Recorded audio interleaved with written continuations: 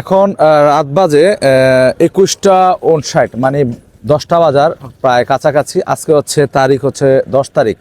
আজকে রাত্র ঠিক 001 থেকে, মানে আপনার 11 তারিখ যে শুভরাত্রি হয়, তো দিনের শুরু হয় রাত্র দিয়ে।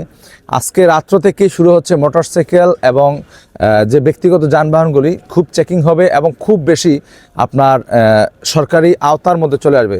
আপনি যদি অবৈধভাবে আপনার যে বেপরোয়া মোটরসাইকেলটি বেপরোয়াভাবে চালাচ্ছেন, যেটা আমি বলি যে লুকিং গ্লাস, হেলমেট, যেটা খুবই জরুরি, এই দুইটা ছাড়া আপনি যদি নাম্বার প্লেট এবং 3টা ছাড়া যদি মোটরসাইকেল রাস্তায় নিয়ে বের হন, এমনিতেই রেকার বিল মোটরসাইকেলে এবং সিএনজিতে 14,000 টাকা।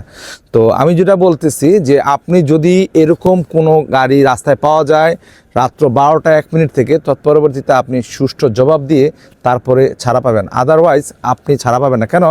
এখন কিন্তু পুলিশ আটকাবে না, আটকাবে আপনার বিজিবি, সেনাবাহিনী এবং বাংলাদেশের আরও যারা সরকারি পোশাকধারী আছে তারা আপনাকে আটকাবে।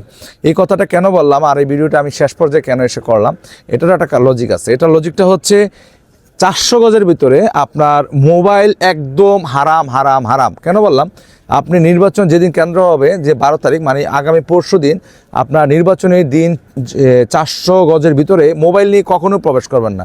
যদি আপনার কাছে মোবাইল পাওয়া যায় তখন কিন্তু মোবাইল সিজ করা হবে এবং এই মোবাইল আপনাকে নাও দিতে পারে।